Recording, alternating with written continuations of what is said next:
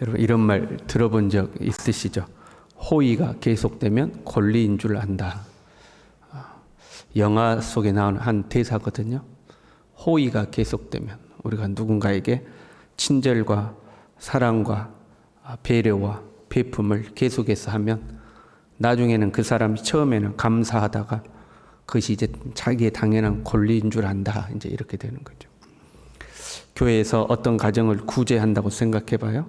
그 가정을 꾸준히 매년 동안 구제를 했어요. 그러다가 어느덧 구제 대상이 바뀌었어요.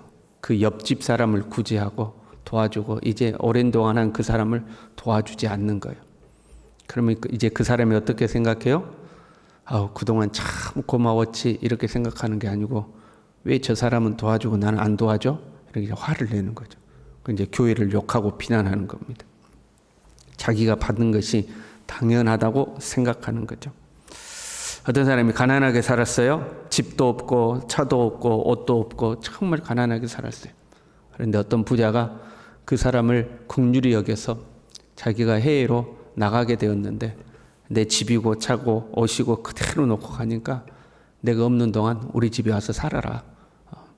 그래서 차도 자유롭게 사용하고 옷도 마음대로 입고 집도 마음대로 누리고 살아라 하고 맡기고 떠났다고 생각해 봐요. 그 사람이 없는 동안 덕분에 누리고 산 거죠. 친구들도 초대해서 와, 너 진짜 좋은 집에 산다. 차를 타고 밖에 나가도 이야, 진짜 좋은 차 타고 산다. 그렇게 살았어요. 그런데 이제 몇 년이 지나고 나서 원래 집 주인이 돌아온다고 그러는 거예요. 그럼 어떤 마음이 들까요? 돌려주기 싫다. 이제 이런 마음이 드는 거죠. 그 사람 안 왔으면 좋겠다. 그 사람 외국에서 계속 살고 이거 진짜 내 거였으면 좋겠다. 이런 마음이 드는 거죠. 옛날로 다시 돌아가기가 집 없던 시절로 차 없던 시절로 돌아가기가 결코 쉽지가 않은 거죠. 보이는 소유만이 아니라 보이지 않는 권리와 같은 것도 마찬가지예요. 무언가를 허락할 수 있고 무언가를 시행할 수 있는 권리를 받았어요. 때가 돼서 그 권리를 돌려줘야 돼요. 그게 결코 못 돌려주는 거예요.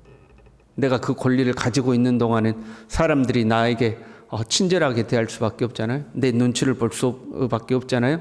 내가 권한을 행사할 때 다른 사람을 위해서 내가 군림할 수도 있는 거잖아요. 근데 그걸 돌려줘야 돼요. 그걸 못 돌려주는 거죠. 그래서 한번 권력의 맛을 본 사람은 그 맛을 잊지 못한다고 그래요. 정치하는 사람들 보면 패가 망신을 해도 계속 정치를 하고 싶어. 그 권력의 맛을 잊지를 못하는 거죠. 여러분, 우리의 모든 것이 하나님의 것인 줄로 믿습니다. 인정하십니까? 그러면 하나님이 돌려달라고 할 때 어디까지 돌려줄 수 있냐 하는 거죠. 하나님이 실제로 나의 소유를, 나의 재능을, 나의 어떤 권리를 이제 때가 됐다 돌려주라. 그럴 때 우리 어디까지 돌려줄 수 있냐 이 말이에요. 결코 쉽지 않은 거죠. 본문은요, 지금 성전을 거니시는 예수님에 대해서 대제사장들과 서기관들과 장로들이 나와서 네가 무슨 권위로 이런 일을 하느냐? 너의 권위가 어디에서 왔느냐? 이제 물었죠. 그러니까 예수님께서 다시 되물은 거 아니에요? 나도 한 가지 너한테 물어보겠다. 세례 요한의 세례가 어디에서 왔느냐? 하늘에서 온 거냐? 사람에게서부터 온 거냐? 너희가 그거 대답하면 나도 대답할게. 그러니까 이들이 이러지도 못하고 저러지도 못하고 대답을 못한 거죠. 사람은 두려워하면서 하나님은 두려워하지 아니하는. 그럼에도 불구하고 성전의 높은 자리에 올라서 권리를 행사하는 이 종교 지도자들, 이들을 잎사귀만 무성한 지금 무화과 나무, 뿌리채 말라버린 그 무화과 나무에 비유해서 말씀하고 계시는 거죠. 그리고 그 상황 속에 이어지는 말씀입니다.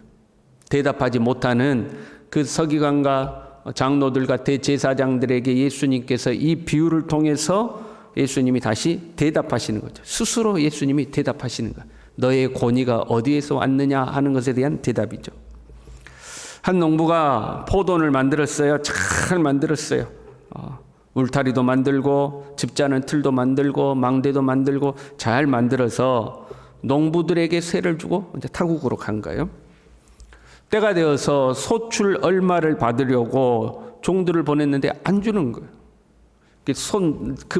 포도원에서 난 모든 것을 다 내놔라 이게 아니고 그 중에 소출 얼마를 받으려고.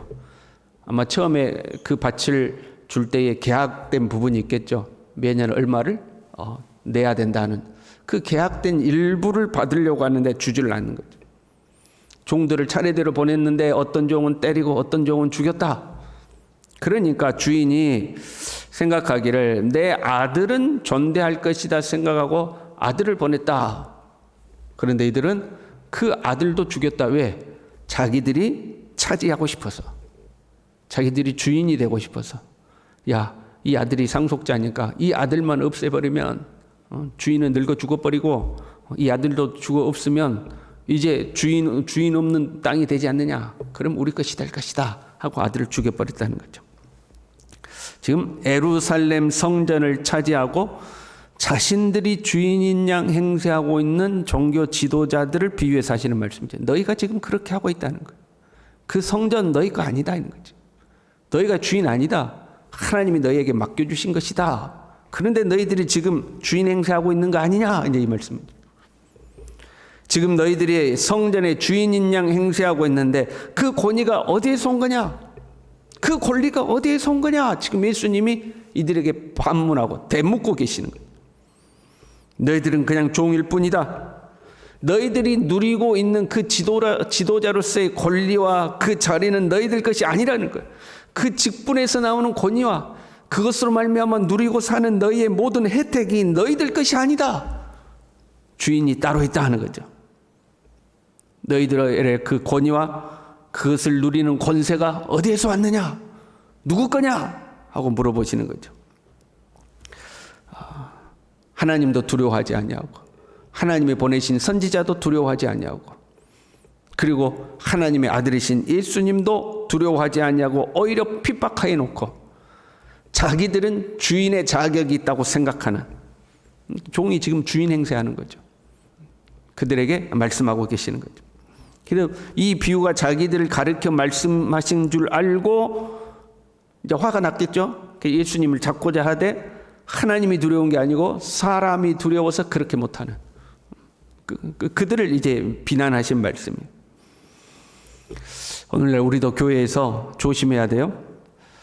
어떤 사람들은 교회에서 종이 아니라 주인 행세를 하려고 하죠. 그래서 자기의 마음대로 하려고 하는 거예요. 우리가 주인 의식을 갖는 것은 필요해요. 그리고 중요합니다. 이 교회는 우리 교회죠. 그래서 우리가 우리 교회라고 표현하는 거예요. 우리 교회, 우리 교회, 우리 교회 이렇게 하죠. 가끔 우리가 기도할 때 그렇게 기도하신 분들이 있어요. 순천 서부교회를 축복해 주시고 여러분 그거는 우리 교회 사람 말고 다른 교회 사람이 와서 기도할 때 그렇게 기도하는 거예요. 우리는 뭐라고 기도하는 거예요?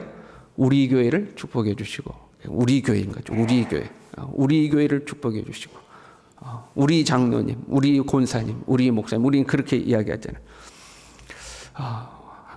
그게 이제 주인 의식을 갖는 거예요. 하나님이 맡겨주신 우리 교회다. 그래서 이 교회를 사랑하고 이 예배당을 사랑하고 우리가 잘 가꾸고 보존해야 될 필요가 있죠. 주인 의식은 가져야 되지만 그러나 주인 행세를 하면 안 되죠. 우리가 우리 교회라고 하지만 하나님이 우리에게 맡겨주신 하나님의 교회죠. 예수 그리스도가 머리시고 예수 그리스도의 몸된 교회죠. 그걸 우리가 잊어버리면 안 되는 거예요. 내가 주인 행세하려고 하면 안 돼요. 그래서 어떤 교회는 싸워요. 뭐라고 싸워요? 일종의 권력 다툼하는 거예요. 내 뜻대로 해야 된다. 뭔 소리냐? 내 뜻대로 해야 된다. 그 힘겨루기를 하는 거죠. 그리고 이제 우리도 정책당회가 12월 되면 정책당회 할 때인데 큰 교회들은 정책당회 하면 이제 그 안에서 힘겨루기가 이루어지는 거예요. 권력 다툼이 있는 거죠. 교회라는 이 공동체 안에서도 권력 다툼을 하는 거예요. 자기 교회라고 생각하는 거죠. 내가 주인 행세를 해야 된다고 생각하는 거죠. 어떤 교회는요, 교회를 개척했는데 한 가족이 중심이 돼서 친족이 그러니까 중심이 되어서 교회를 개척한 교회들이 있어요. 내 가족, 내 형님 가족, 내 동생 가족 이렇게 하고지고 교회를 개척하고 목사님을 모시는 거죠. 그러면 그 친족이 주인이야. 목사님도 마음에 안 들면 자기들 마음에 안 들면 바꿔. 성도들도 왔는데 마음에 안 들면 바꿔. 모든 것이 자기 가족 중심으로 돌아가는, 그러니까 완전히 자기들 교회라고 생각하는 거죠. 자기들 마음대로 하는 거예요. 한국교회에 문제가 되고 있는 세습도 마찬가지죠. 한 목회자가 그 교회를 위해서 헌신하고 수고하고 자신의 소유와 자신의 젊음과 모든 것을 다 바쳐 헌신한 것은 존중되어야 되죠. 훌륭한 일이죠. 그러나 그렇다고 해서 내 교회는 아니죠. 하나님의 교회죠. 주인이 달라고 하면 되돌려줘야 되는 거예요. 그런데 내 거라고 생각은 내 거다. 이거는 내 거다. 이렇게 생각하는 거예요. 자기가 주인이라고 생각하는 거예요. 우리의 삶도 마찬가지예요. 우리의 개인의 삶도 우리의 소유의 주인이 누구인가 하는 거예요. 여러분, 농부들은 그런 생각하지 않았겠어요? 소출을 달라고 그러니까 이거 내가 수고했는데 말이야. 내가 고생했는데 말이야. 아, 그래, 자기가 포도원 만들었다고 쳐. 그러나 내가 그 포도원에서 수고하고 땀 흘리고 일한 것은 내가 한 건데 그걸 달라고 그래? 자기는 손가락 하나 까딱 안 하고 고생은 내가 다 했는데. 여러분, 농부들이 이 생각 안 할까요? 우리도 간혹 그런 생각하는 거죠. 내가 고생해서 번 돈인데, 내가 땀 흘려서 모은 재물인데, 진짜 내가 이 세상에서 우리 속된 표현으로 쎄 빠지게 일해가지고, 쎄 빠지게 고생해가지고 모은 돈인데 이게 하나님의 거라고? 이게 내가 고생한 거지. 우리 그런 마음 가질 때 있다 이 말이에요. 그래서 주님이 우리에게 묻는 거죠. 네게 누가 생명을 주었느냐. 너에게 누가 지혜를 주었느냐. 너의 그 재능이 어디에서부터 왔느냐. 다른 말로 하면 그 권위를 누가 주었느냐 하는 거죠. 그 권위를 누가 주었느냐. 그걸 이제 물으시는 거죠. 사탄은 우리에게 이렇게 요구해요. 네가 하나님과 같이 되어라. 네 거라고 하라는 거예요. 네가 주인이 되어라. 네 소유라고 말해라. 하나님 말고 네 거라고 말해라. 네 거라고. 그게 사탄의 유혹이에요. 그 사탄의 유혹에 빠지면 이 농부들과 같은 거예요. 그 결과가 어떻게 되죠? 그 농부들을 진멸하고 포도원을 다른 사람들에게 주리라. 심판받게 된다. 우리는 참 주인이신 예수님을 잊어버리면 안 돼요. 말로만 주여 주여 하지 말고 진짜 나의 모든 것의 주인이 예수 그리스도시다. 나는 맡은 자일 뿐이다. 나는 청지기이다. 나는 종이다. 주인이 달라고 하면 언제든지 돌려줘야 한다. 언제든지 돌려줘야 된다. 여러분, 그런 믿음으로 사시길 바랍니다. 내가 아니다. 주인의 것이다. 그런데 참 고마운 것은요, 주인이 야, 그 포도원이고 뭐고 다 내놔라 그렇게 말하지 않는 거죠. 뭘 내놓으라 그래요? 소출 중에 일부를 내게 내놔라. 하나님이 오늘 다 내놔라 그러면 여러분 다 내놓겠어요? 여러분, 너희 집도 차도 자녀도 너희 네 모아놓은 그것도 다 내놔라. 사실 주님의 것이잖아요. 그런데 그러면 우리가 얼마나 괴롭겠어요? 부자 청년처럼 고민하고 돌아갈 수도 있겠죠. 그런데 주님이 소출의 일부를 내놔라. 너 이거 하나님 앞에 헌신해라. 너 이 부분은 하나님 앞에 헌신해라. 그때에 주인 앞에 겸손히 무릎 꿇고 순종하는, 다 주님의 것입니다 고백할 수 있는 우리 모두 될 수 있기를 바랍니다. 기도하겠습니다. 주님, 착각하지 않도록, 우리가 어리석은 생각하지 않도록 다 주인의 것임을, 주인이 우리에게 맡겨주신 것임을, 내가 수고하고 노력해서 열매가 맺혔지만 그 또한 주인의 것임을 하나님 우리로 하여금 기억하게 도와주시고, 주인이 달라고 할 때에 그 열매를 주인에게 돌려드릴 수 있는, 하나님 열매 맺는 포도나무가 될 수 있도록, 열매 맺는 무화과가 될 수 있도록, 잎사귀는 무성한데 열매를 달라고 할 때 주인에게 돌려드릴 열매가 아무것도 없는 잎사귀만 무성한 무화과 나무가 되지 않도록 주님 우리 모두를 붙들어 주시옵소서. 예수님의 이름으로 기도 올리옵나이다. 아멘.